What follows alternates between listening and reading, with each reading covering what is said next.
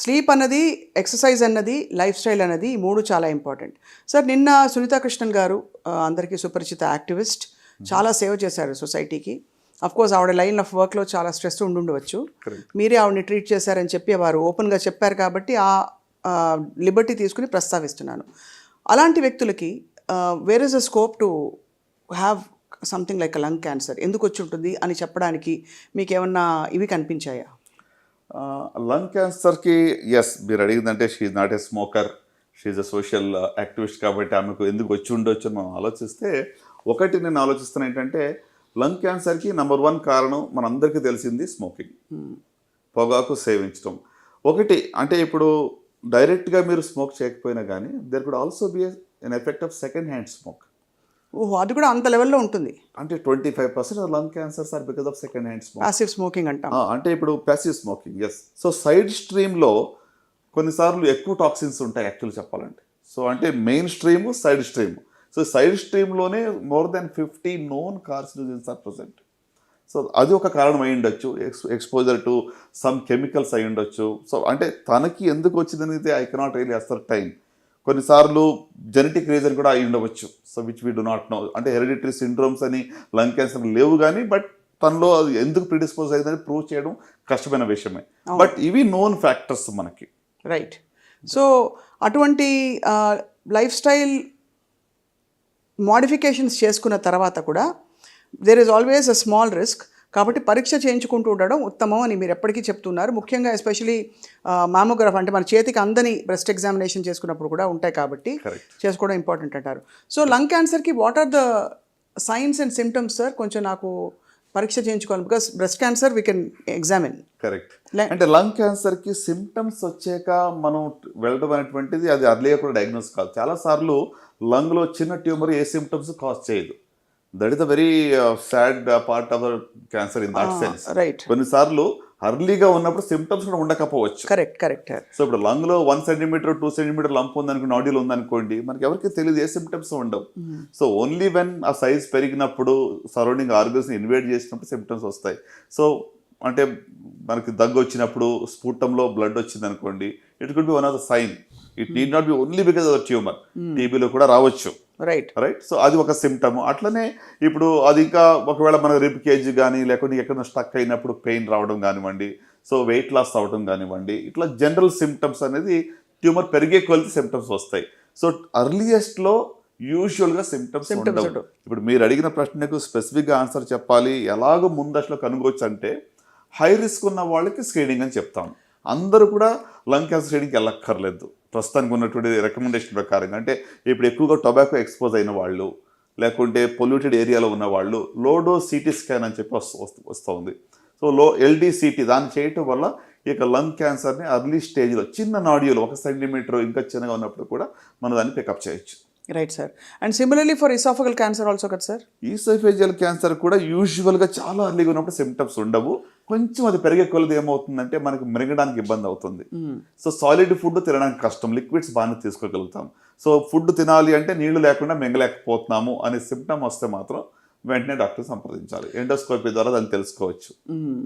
So చాలా useful information sir ఇది. Finally ఒక మంచి గోల్డెన్ ప్రిస్క్రిప్షన్ లాగా మీరు ఇచ్చిన ఈ లైఫ్ స్టైల్ మోడిఫికేషన్స్తో పాటు 4-5 మంచి ఆహార పదార్థాలు చెప్పండి, విచ్ ఇవాళ రోజుల్లో బికాజ్ ఎవ్రీథింగ్ ఈజ్ కంటామినేటెడ్. ప్రతిదీ పాల పదార్థాలు, ఒకప్పుడు పాలు మంచివి, యోగులు తినే ఫుడ్ అని చెప్పేవారు. ఇప్పుడు పాలు తాగాలంటే భయం వేస్తుంది, అన్ని హార్మోన్ ఇండ్యూస్డ్ కాబట్టి. పళ్ళు అన్ని స్ప్రేలు వేస్తున్నారు, రకరకాల ఇది. మసాలాల్లో కార్సినోజెనిక్ సబ్స్టెన్సెస్ బయటపడ్డాయని చెప్పి మనకి ఫుడ్ సేఫ్టీ అథారిటీ వాళ్ళు చెప్తున్నారు. సో మరి what is the best food to eat? Sure అండి. ఇప్పుడు మీరు అడిగిన దాన్ని చూస్తుంటే you are what you eat. మనం ఏం తింటామో అలాగే మనం తయారవుతాము. సో ఇన్ దట్ వే మరి నేను ఫస్ట్ ఏం చెప్పాలనుకుంటున్నానంటే ఏమి తినకూడదు. I think that's important. Because ఇదే తినాలి, ఒక రూల్ బుక్ పెట్టుకుని ఫలానాదే తీసుకోండి అని చెప్పి రోజు ఒక రూల్స్తో మనం జీవించాలని జరగని పని అది. So what should not be taken అంటే చూస్తే మొట్టమొదటిగా ప్రాసెస్డ్ ఫుడ్, ప్రాసెస్డ్ మాంసం. అంటే సో దట్ ఈస్ సంథింగ్, దానిలో ఖచ్చితంగా అది క్యాన్సర్కి కారణం అవుతుందని ఆల్రెడీ ప్రూవ్ చేయబడింది. రెడ్ మీట్ మనందరికీ తెలుసు, ప్రోస్టేట్ క్యాన్సర్ కావచ్చు, లేకుంటే కోలాన్ క్యాన్సర్ కావచ్చు, రెడ్ మీట్ వల్ల వస్తుంది. సో అలాగనే మనం ఇంకా మరి ఫుడ్లో చూసినట్లయితే ఈ మధ్య మీరు మసాలా గురించి ఆల్రెడీ చెప్పారు, అడల్టరేటెడ్ అంటే కంటామినేటెడ్. ఇట్ ఇస్ బికమ్ అంటే ఎంతవరకు అంటే అది బ్యాన్ కూడా చేయబడింది చెప్పి కూడా మనం విన్నాం. ఇథిలిన్ ఆక్సైడ్ కదా సార్ దానిలో, ఎథిలిన్ ఆక్సైడ్ వల్ల, కరెక్ట్. సో ఇది మాత్రమే కాకుండా మరి రెడ్ మీట్, ప్రాసెస్డ్ మీట్ కావచ్చు. సో ఇవి కాకుండా మిగతా ఫుడ్ ఏది తినకూడదు మనం ఆలోచిస్తే ఐ థింక్ ఫ్రైడ్ ఫుడ్స్ ఎక్కువగా, అంటే మనకి రెడీమేడ్ ఫుడ్స్ ఏదైతే ఫ్రైడ్ విత్ ఆయిలీ ఫుడ్ తింటాం దానివల్ల కూడా డెఫినెట్గా క్యాన్సర్ రిస్క్ అనేది ఎక్కువగా ఉంటుంది. ఇది చాలా కీలక ఇన్ఫర్మేషన్ సార్. ఐ థింక్ వారానికి సగటున 2-3 సార్లు తినేస్తారు ఫ్రైడ్ ఫుడ్.